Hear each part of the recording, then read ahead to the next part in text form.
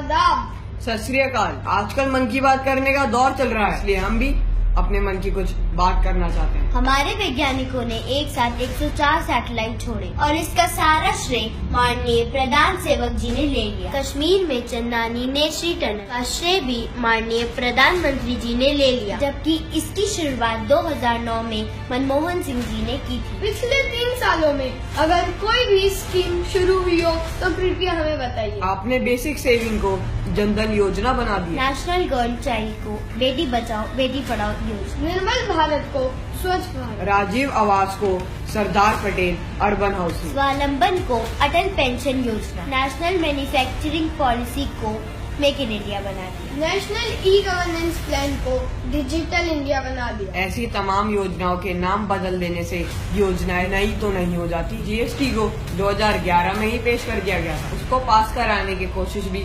UPA सरकार ने की थी और तब इसका विरोध बीजेपी ने ये कहकर किया था कि जीएसटी देश की तरक्की में बाधा है, और अब इसको खुद लागू करके प्रधान सेवक जी ने इसका भी श्रेय ले लिया है। मनरेगा की इतनी फजीयत आपने की और अब उसको ही आपने आगे बढ़ाया। आपने आधार कार्ड का भरपूर विरोध करा और अब खुद ही इसको हर चीज में जरूरी बनाने की कोशिश की जा रही है। नोटबंदी से कितना काला धन वापस आया वो आप देश को बताइए। नोटबंदी से आतंकवाद पर कितना अंकुश लगा है ये सबको दिखाई दे रहा है। आज तक इतिहास में कोई भी प्रधानमंत्री बॉर्डर और सेना की गतिविधियों को लोगों के बीच नहीं लाया, लेकिन आपने कारगिल युद्ध सर्जिकल स्ट्राइक को चुनावी मुद्दा तक बना दिया, जबकि सर्जिकल स्ट्राइक पहले भी कई बार हुई है। खैर प्रधान सेवक जी, हमारे मन की बात तो यह है कि आपकी पार्टी 23 जनवरी 2014 को करेंसी बदलने का विरोध करती है और आप 8 नवंबर 2016 को खुद करेंसी बदल डालते हैं।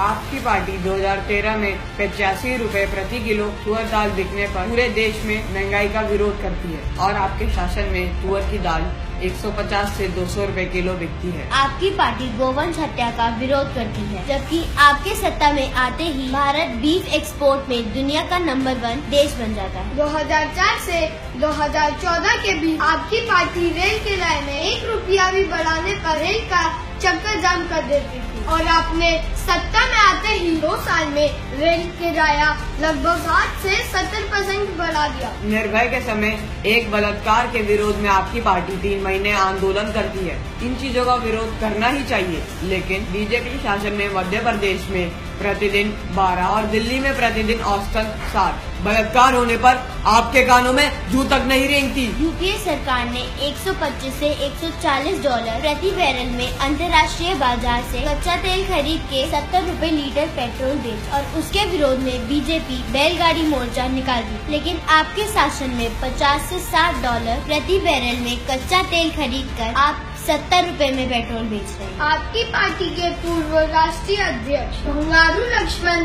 भ्रष्टाचार के पैसे ले रंगे हाथ पकड़े जाते हैं और फिर भी आपकी पार्टी ईमानदार है, बाकी सब भ्रष्टाचारी। आप कहते हैं कि आप प्रतिदिन 18 घंटे काम करते हैं और 3 साल में आपने देश का कुछ विकास किया हो तो ऐसा कुछ नजर नहीं आता। आपने 100 दिन में सारा काला धन लाने का वादा करा और 1100 दिन में भी आप विदेश से काला धन न ला पाए। आपने किसानों को उनके उत्पादन खर्च पर 50% लाभ देने का वचन दिया और पिछले 3 सालों में किसानों के उत्पाद का सरकारी खरीद रेट 1 रुपया भी नहीं बढ़ाया। आपने एक भारतीय जवान के बदले 10 पाकिस्तानी सर लाने का वादा किया था और पिछले 3 साल में एक के बदले आधा सर भी नहीं ला पाए। आप खुद तो काले धन की बात करते और अपने ही चुनाव में 11,000 करोड़ का खर्च करते हो।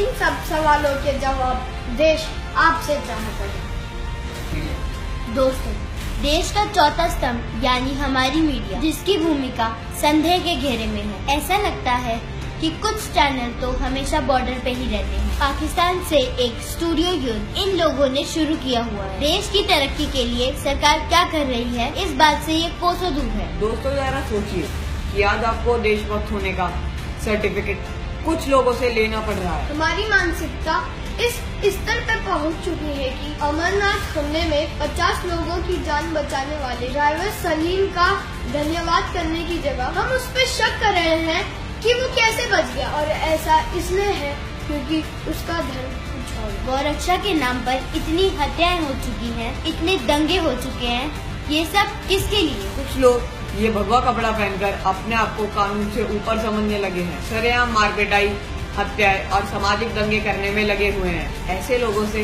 हम विनती करते हैं कि इस केसरी रंग को बदनाम ना करें। ये रंग तो हमें भगत सिंह जी की याद दिलाता है। ये रंग हमारी संस्कृति की याद दिलाता है। ये देश महात्मा गांधी का देश है, इसे गॉडसे का देश मत बनने दीजिए। जय हिंद।